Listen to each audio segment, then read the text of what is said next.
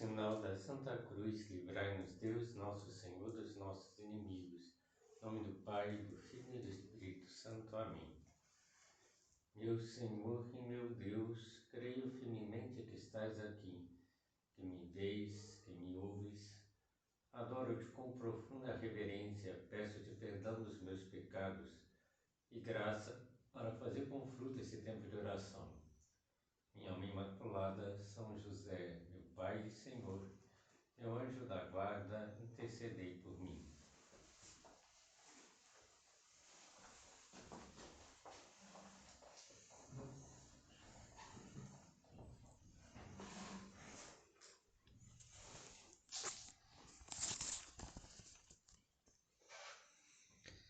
Nesse momento da nossa meditação semanal, nós vamos aprofundar a nossa compreensão sobre o Papa como sucessor legítimo de Pedro.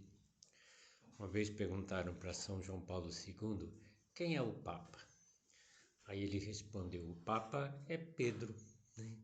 Depois das suas negações. Porque o Papa conhece as suas debilidades, as suas limitações, e já não é uma questão pessoal, mas uma questão do Espírito Santo. Dizia que o Espírito Santo guia o Papa. E quando Cristo escolheu Pedro para ser o primeiro Papa, lhe entregou, certa vez, as chaves do reino dos céus, tanto que representamos São Pedro, na Praça de São Pedro está assim, Pedro com uma chave na mão, né? Por que tem essa chave? Porque Jesus falou, tudo que ligares na terra será ligado no céu, e tudo que desligares na terra será desligado nos céus. Então ele quis garantir à sua igreja uma liderança visível, contínua, que assegurasse a unidade, garantisse a nossa fé e a comunhão com o próprio Cristo. E às vezes as pessoas podem ter dúvida ou não entender por que a igreja se apoia tanto no Papa, né? Mas se nós voltamos ao Evangelho, nós vamos encontrar a resposta, né? Basta a gente lembrar que para Pedro, Jesus disse, tu és Pedro, e sobre esta pedra edificarei a minha igreja. Uma curiosidade, né, arqueológica. A Basílica de São Pedro está construída sobre a tumba de São Pedro. E não se recorda isso, né? Fizeram escavações na década de 60, se eu não me engano, né? E descobriram que lá embaixo, debaixo não só da igreja atual, porque teve outras igrejas construídas, está a tumba de Pedro. E está escrito na lápide, aqui jaz Pedro, em latim, né? Mas está escrito. Então, e também se a gente recorda que Jesus ressuscitado, conversando com Pedro, quando perguntou, tu me amas 3 vezes, né? E Pedro disse, Senhor, tu sabes tudo, e a última vez disse, tu sabes, né, que eu te amo, tu sabes tudo, sabe que eu te amo. Nas outras falou, eu te amo, né? Cada vez que Jesus perguntava e Pedro respondia, Jesus dizia, apacentas as minhas ovelhas. E quem são as ovelhas de Cristo? Somos nós, somos os cristãos. Então, para nós, isso tem uma consequência muito concreta. Amar o Papa é amar a Igreja. Estar unido ao Papa é estar unido à Igreja. Uma vez então Cardeal Ratzinger, da Congregação da Doutrina da Fé, estava conversando com Dom Fernando Cares, que é o atual prelado do Opus Dei. Estava falando dos tradicionalistas. Aliás, tem muitos tradicionalistas hoje em dia que se afastam da igreja, negam o Papa. E ele dizia ao Cardeal Ratzinger, mas eles não entendem que sem o Papa não há igreja. Então, aonde está o Papa, está Cristo, está a igreja. E sem o Papa não tem igreja. Então, amar o Papa não é como seguir um influenciador nas redes sociais, né? Não é uma questão de carisma ou de afinidade. É até bobagem quando a gente ouve o pessoal falar assim, eu gostava mais do Papa Bento, eu gostava mais do Papa Francisco, eu gostava mais do Papa João Paulo II. Você gostar mais do Papa, independente de quem seja, né? Porque é uma adesão da fé. Não seguimos o Papa porque achamos tudo bonito que ele fala, ou porque ele me convenceu, né? Mas porque reconhecemos que Cristo age através do Papa, da sua missão. Mesmo que ele seja um homem com limitações, porque todos nós temos limitações e defeitos, né? Pedro chegou a negar o Senhor. Por outra coisa interessante, o Papa não inventa a fé, ele guarda a fé e a transmite. Uma vez perguntaram até para o Papa Francisco o que ele pensava sobre determinados temas da igreja. Ele respondeu com bastante humildade: eu sou filho da igreja. Eu não posso ensinar nada diferente do que a igreja sempre ensinou. E o próprio dele é confirmar os seus irmãos na fé. Para Pedro, Jesus falou: uma vez convertido, tu confirma os teus irmãos. E o Papa não fala em nome próprio, fala em nome de Cristo. Por isso nós temos que olhar para o Papa com o coração aberto, com o espírito filial. E se olhamos para a história da Igreja, veremos que o Espírito Santo tem guiado os papas ao longo dos séculos, mesmo em tempos difíceis. Por exemplo, Pedro. Pedro pregou no dia de Pentecostes e 3.000 pessoas se converteram. Porque ele era excelente orador? Não sei se Pedro era tão excelente orador, era um pescador, era um homem simples. Mas porque ele era Pedro, o sucessor de Cristo, Cristo agia através dele. Mas a gente lembra que também no Evangelho conta que quando Pedro passava e a sua sombra tocava os doentes, eles ficavam curados. A sombra de Pedro tinha esse poder, por quê? Porque ele representava Cristo, é Cristo que tinha esse poder. E os papas, como já estava dizendo, cada um vai ter a sua personalidade, mas todos a mesma missão: unir os cristãos, confirmar na fé. E esse mesmo Espírito Santo, vejam, Jesus falou, né, para Pedro, né, e o poder do inferno não prevalecerá sobre ti, né, sobre a igreja.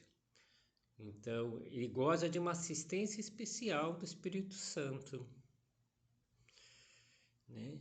Então podemos pedir ao Senhor aqui no sacrário que nos dê uma fé viva e humilde na presença dele, de Cristo, através do Papa, e que nós procuremos escutá-lo com o espírito filial, como quem escuta a própria voz de Cristo, que às vezes a gente ensine e anime os outros, que às vezes estão confusos e têm dificuldade de entender a missão do Papa, que nós expliquemos também para os outros. Há uma expressão muito antiga que nos ajuda a entender como a igreja enxerga o Papa. É de uma mulher, Santa Catarina de Siena, que comemoramos a festa outro dia. É uma mulher italiana do século XIV, que era analfabeta, mas tinha um grande dom do Espírito Santo, tanto que ela corrigia muitas pessoas na igreja, inclusive o Papa, né? Cheia de fé, de coragem. Mas como ela chamava o Papa? Em italiano, né? Porque ela era italiana. Il dolce Cristo in terra.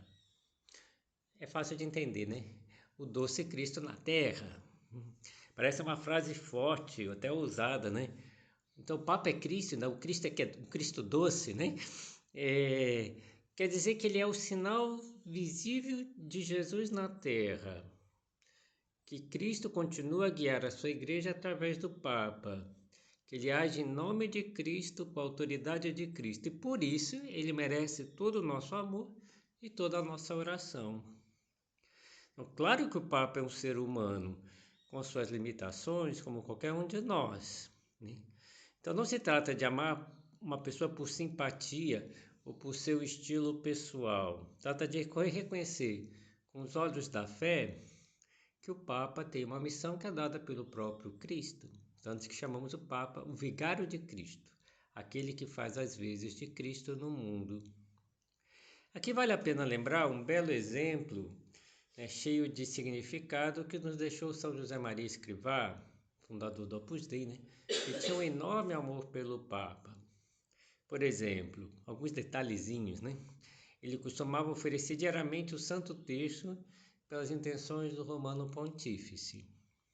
E tinha o costume de imaginar-se espiritualmente na capela do Papa, desejando receber a comunhão das mãos do Santo Padre. Era um desejo que ele tinha, de receber Cristo das mãos do Papa. Esse amor que ele tinha era bem concreto, fiel. Quando chegou a Roma, final da década de 40, São José Maria passou a noite em oração. Por uma providência divina, as pessoas da obra que já tinham chegado antes dele tinham alugado um apartamento que ficava no bairro vizinho ao Vaticano, chamado Città Leonina. E nesse apartamento tinha um balcão, uma varanda, em que mostraram para São José Maria onde estava o quarto do Papa. Dava para ver o quarto do Papa. Estava bem perto, bem próximo. E São José Maria, quando soube que o quarto do Papa estava lá, inclusive estava com a luz acesa naquele momento, ele passou a noite em oração, em vigília de oração pelo Papa, mostrando como ele tinha um grande amor pelo Papa. E ficava emocionado. Ele mesmo dizia que ficava como uma criança diante de todos os papas com quem ele esteve, porque ele pensava que era Cristo, que ele estava com Cristo na Terra. Tem até uma ejaculatória, uma oração que ele dizia, que era Homines cum Petro ad Iesum per Maria. Todos com Pedro, a Jesus por Maria. Isso que nós devemos viver, um amor real, sincero, cheio de fé, que não é puro sentimentalismo, não é sentimentalismo passageiro. Às vezes a gente vê, o Papa Francisco esteve no Brasil, a gente via muita gente gritando, O Papa normalmente acontece isso, pessoal gritando, principalmente os jovens, gritando, tentando ver se o Papa dá um tchauzinho para eles, coisa desse tipo. Mas tem que passar, não pode ser só isso, euforia de ver o Papa. Nós devemos ver nele a Cristo e ser fiel àquilo que ele ensina, rezar por ele. Eu gostaria de brevemente falar dos 3 últimos papas. Por quê? Porque nós podemos ver como esses 3 romanos pontífices, muito próximos a nós no tempo, pela televisão, pelas redes sociais, talvez pela Jornada Mundial da Juventude, mostram a missão do Papa, pela sua coragem, pela sua sabedoria, pela sua firmeza, pela sua entrega, pela sua misericórdia. Então vamos recordar um pouquinho dos 3, eu acho que é interessante. São João Paulo II, deixou uma marca profunda na Igreja e na humanidade. Foi um defensor da vida, da liberdade, da dignidade humana, e principalmente lutou com a sua presença contra os regimes totalitários do século XX. Por sua coragem, contribuiu muito para a queda do muro, como o pessoal fala, pela queda do comunismo. E teve muita influência, principalmente no seu país, na Polônia, mas não só no seu país, também nos países da Europa Oriental. O que talvez mais comova os jovens era a sua proximidade. São João Paulo II dizia: com os jovens eu me torno jovem, mesmo quando ele era já idoso, E a gente via que era assim mesmo, ele gostava de estar com os jovens. E foi ele que criou a Jornada Mundial da Juventude, um encontro que continua a transformar a vida de milhões de jovens no mundo inteiro. E o que ele dizia aos jovens? Muitas vezes o que ele dizia desde o início do seu pontificado: não tenham medo, abram as portas do coração a Cristo. Ele falava isso com muita frequência para os jovens, que não tenham medo de aderir ao cristianismo. Promoveu também o diálogo com outras religiões, fez uma grande catequese viajando pelo mundo inteiro. Tinha até uma espécie de piada que contava em Roma. Na minha época era o Papa João, quando eu estava em Roma era o Papa João Paulo II, né? O que o pessoal dizia? Qual a diferença entre Deus e o Papa João Paulo II? Aí dizia, Deus está em todas as partes. E o Papa João Paulo II já esteve, né? já, porque ele já foi por tudo quanto é parte desse mundo, né? Tudo bem, a gente entende que é uma piada e tal, né? Mas ele andou o mundo inteiro mesmo. O pontificado dele foi muito longo, ele teve em todas as partes. Outra lição que ele deixou é o testemunho no sofrimento. Uma vez, um dos seus secretários, vendo que o Papa estava com Parkinson, que estava muito debilitado, perguntou ao Papa se ele não pensava na possibilidade de abdicar do papado, renunciar ao papado, né? E o Papa João Paulo II disse: se Cristo não desceu da cruz, eu também não descerei, né? Uma frase forte, né, que ele disse, né? E a gente vê com aquele corpo cansado, cheio de dor, mas indo até o final. Papa Bento XVI, um papa bem diferente no estilo do Papa João Paulo II, mas igualmente extraordinário. Um homem de uma profunda cultura e espiritualidade. Mas uma das grandes cabeças pensantes do século XX, se não for a maior, sabe? Porque é impressionante. Uma vez um padre que estava em Roma, na época do Papa Bento, contou um detalhe interessante, que São João Paulo II tinha o costume de receber os párocos de Roma e os párocos faziam perguntas e São João Paulo II respondia. E o Papa Bento quis continuar o costume, teve a primeira reunião com os padres de Roma. E aí o pessoal ficou assustado porque o Papa Bento dizia: pergunta o que vocês querem, como São João Paulo II fazia. Só que vinha uma pergunta, ele dizia outra pergunta. Aí vinha outra pergunta, acho que foram 20 perguntas. Aí todo mundo falou: mas não vai responder? Aí ele fez um discurso encadeando as 20 respostas de cabeça.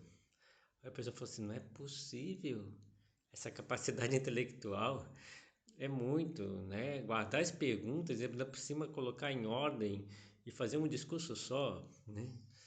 Ao mesmo tempo ele era muito humilde, né? O Papa Bento. Uma vez ele esteve na Universidade de Navarra com os doutores da Universidade de Navarra. E então ele foi conversando com cada um e perguntando a área de pesquisa de cada um.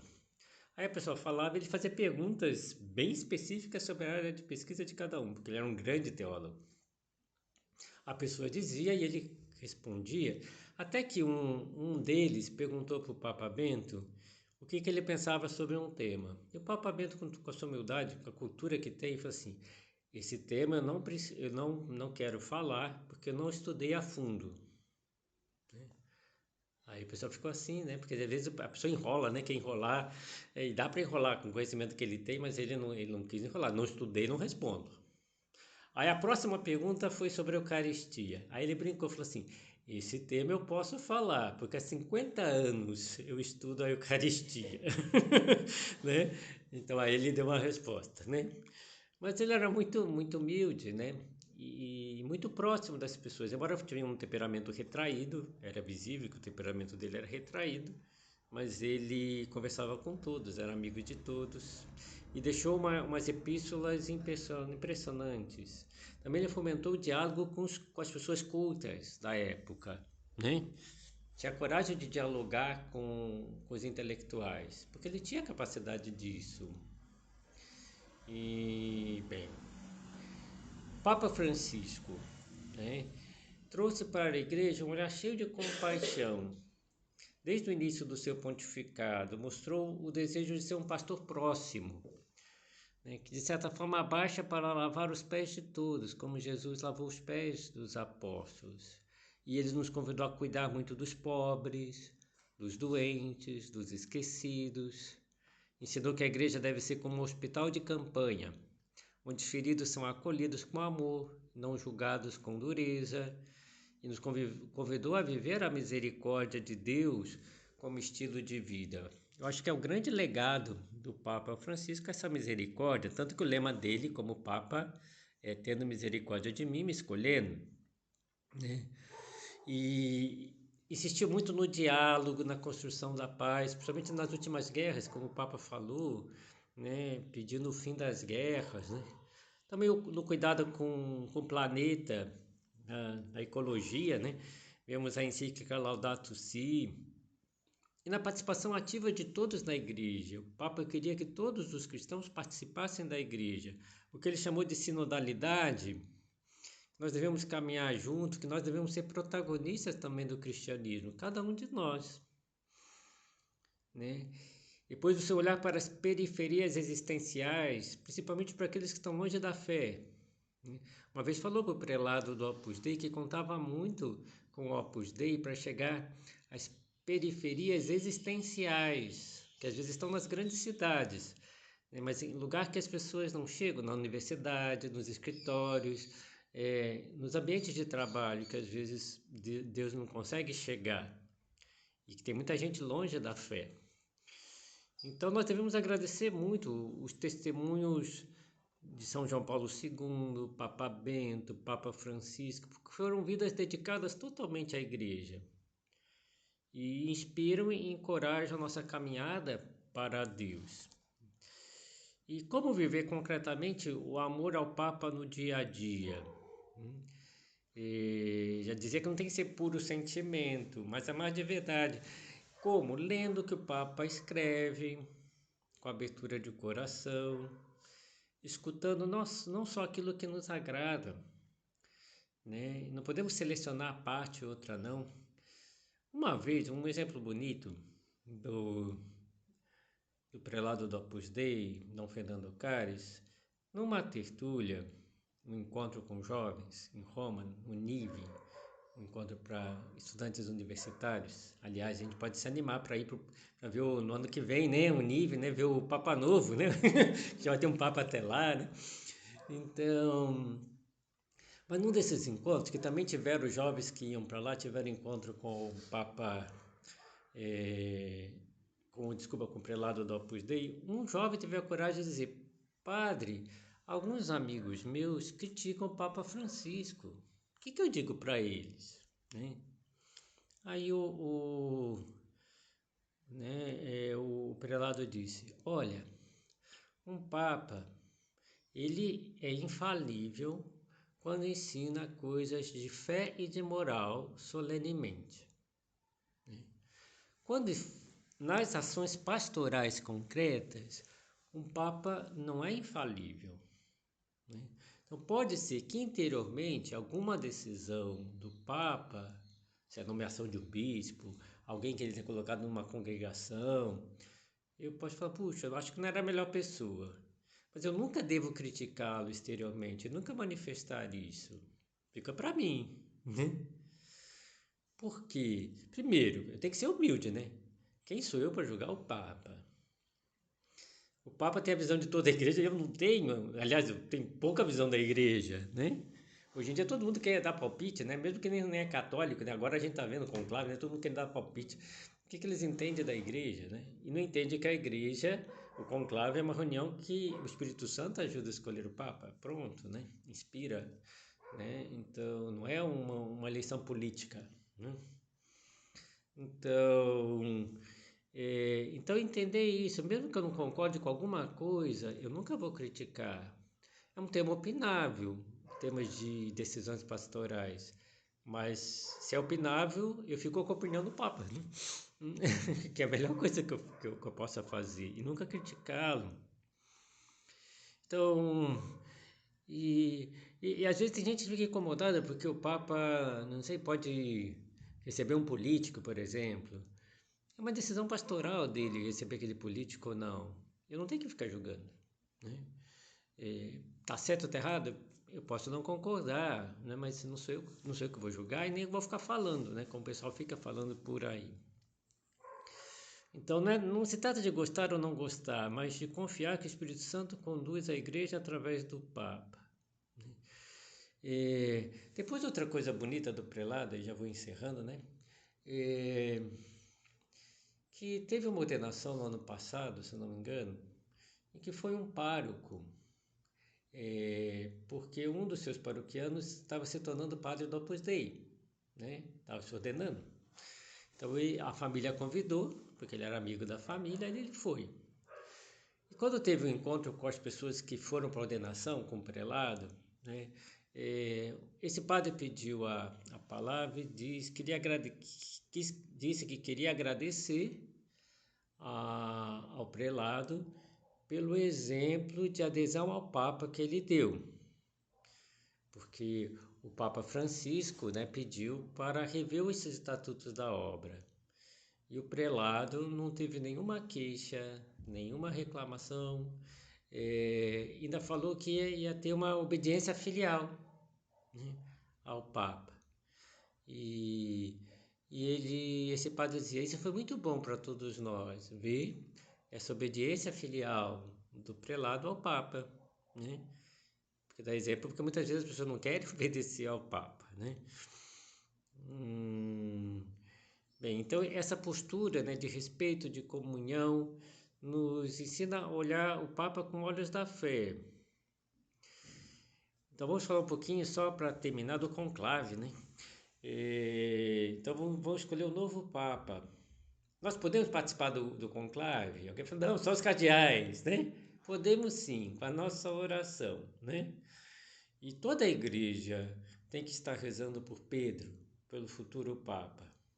Uma coisa bonita que a gente lê nos Atos dos Apóstolos, quando Pedro estava preso, toda a igreja rezava por ele, né? Agora a gente não tem um Papa, né? Aí aparece em tá órfão, né? Chega na missa a gente não pode falar o nome do Papa, né? Não tem Papa. Então, dá uma sensação de orfandade, né? Perdemos o nosso pai espiritual na terra, que é o Papa. Mas vai ser escolhido agora um novo Papa. Então, nós podemos participar sim, rezando, oferecendo sacrifícios, oferecendo o nosso estudo. Uma coisa interessante, São José Maria, nas outras vezes que teve a sede vacante, ele dizia para as pessoas da obra oferecerem seu trabalho pelo Papa, pelo futuro Papa. Ele acreditava no valor santificador e das graças que a gente alcança através do estudo, do trabalho. E então, oferecer o terço, a comunhão, cada sacrifício. Nessa época, a gente tem que estar muito voltado para Roma, para o conclave. Né? Bem, vamos encerrando a nossa meditação, pedindo a Nossa Senhora, Mãe da Igreja, Rainha dos Apóstolos, podemos chamá-la Mãe do Papa também, porque né, se o Papa é Cristo, Nossa Senhora também é Mãe do Papa, que cubra com o manto o Santo Padre e que ilumine mesmo os cardeais, né? Reze para os cardeais, interceda por eles, para que possam escolher um bom Papa, o Papa que a Igreja precisa. E que nos ajude também a sermos bons filhos da Igreja, que sabem amar o Romano Pontífice.